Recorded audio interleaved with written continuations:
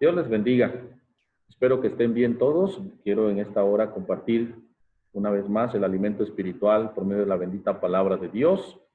Y vamos a hablar en esta hora acerca del tema embajadores de Cristo Jesús. Somos embajadores del Señor como portadores de la bendita palabra del Señor. Y para ello utilizaremos como base el texto bíblico en el libro de Efesios, capítulo 6, eh, del versículo 18 y 19.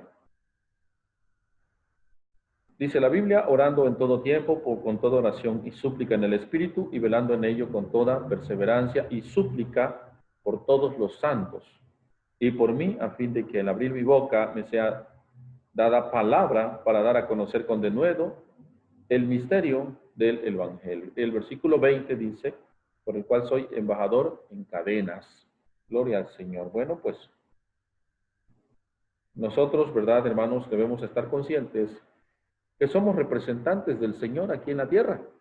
Somos los embajadores del Señor para poner en práctica el ministerio de reconciliación del hombre ante Dios, de restauración, ¿verdad?, de aquellos que están en el camino del Señor y por alguna razón se han alejado del camino de Dios. Y bueno, observamos aquí que desde el Antiguo Testamento esta palabra se ha utilizado, esta figura más bien de un embajador, como mensajeros o intercesores. Pero este mensajero pues no podía hablar libremente la palabra de Dios. O sea, tenía que tener fidelidad e integridad en cuanto a la palabra que iba a expresar. No podía hacerlo con toda su libertad como él pensara, sino que tenía que expresar lo que el rey le había encomendado, fidedignamente.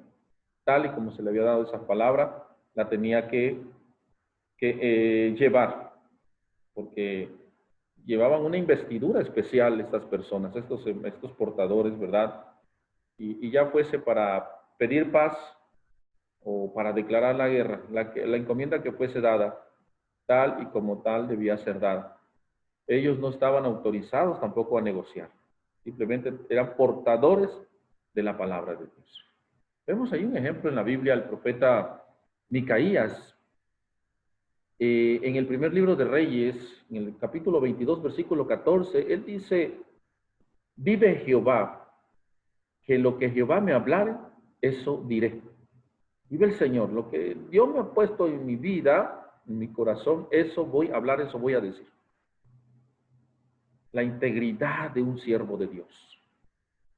Tenía también un embajador que cumplir ciertos requisitos, no es nada más así simplemente, sino que era una persona que debía ser elegida, debía ser comprometida, sobre todo, ¿verdad? Dios mira los requisitos en nuestras vidas, si los cumplimos o no. Si estamos dispuestos a dar, a servir. La Biblia dice que el Señor nos viene a poner ejemplo, que el Hijo del Hombre ha venido a ponernos ejemplo de servicio, no para ser servido. Él ha venido a servir y no ser servido. Entonces nos pone un ejemplo el Señor digno de imitarse, ¿verdad?, en el servicio. Y la persona seleccionada en este caso, ¿verdad?, pues era el portador de esas credenciales y debía ser digno de ellas. ¿Qué tan dignos somos nosotros? Dios nos ha dado una gran encomienda a cada uno como cristianos, como creyentes, como ministros, como pastores, evangelistas. El ministerio que Dios nos haya dado. Tenemos una gran responsabilidad y debemos transmitir esta palabra del Señor tal y como Él nos las enseña, como nos las muestra. Como ministros, pastores, nosotros tenemos que escudriñar la palabra, conocer la palabra, no quitarle ni aumentarle, porque aparte de eso, está señalado en la palabra de Dios que esto no es correcto, que Dios aborrece la alteración de lo que nosotros hagamos en su palabra. Los requisitos primordiales que debía cumplir un embajador, bueno, pues nos vemos allí. Tenía que tener un llamado para esa elección. Un ciudadano por nacimiento. Es indispensable que no fuese un simpatizante, que no fuese una persona voluntaria, que no fuese un prosélito, sino también, y tampoco que fuera un orador secular, sino una persona transformada, una persona llena de fe, una persona nacida de nuevo. Realmente Dios es el que puede hacer esos cambios en nuestras vidas. Dios lo puede hacer y lo puede transformar en el Señor. El Señor lo puede hacer en nuestras vidas. Y tenía el embajador entonces que reunir estos requisitos, porque si no, no sería compatible en la mentalidad, en la fe, en la pasión, en lo que se le había comentado. Nuestro Señor Jesucristo dice, de cierto os digo, que el que no naciera de nuevo, no puede ver el reino de Dios. Si no puede ver el reino de Dios, entonces mucho menos lo puede representar. Tenemos que ser dignos. En cierta ocasión, un escriba se ofreció a seguir al maestro. Y en la respuesta que Jesucristo le da, él le dice, las zorras tienen sus guaridas, las aves del cielo nidos, mas el Hijo del Hombre no tiene dónde recostar su cabeza. O sea que el seguidor, el representante del Evangelio, no busca primero las comodidades o la ausencia del sufrimiento. Pablo entendió esto al estar dispuesto a sufrir y aún a morir por el testimonio de la palabra. Dice, para mí el vivir es Cristo y el morir es ganancia. Él estaba decidido a dar su vida.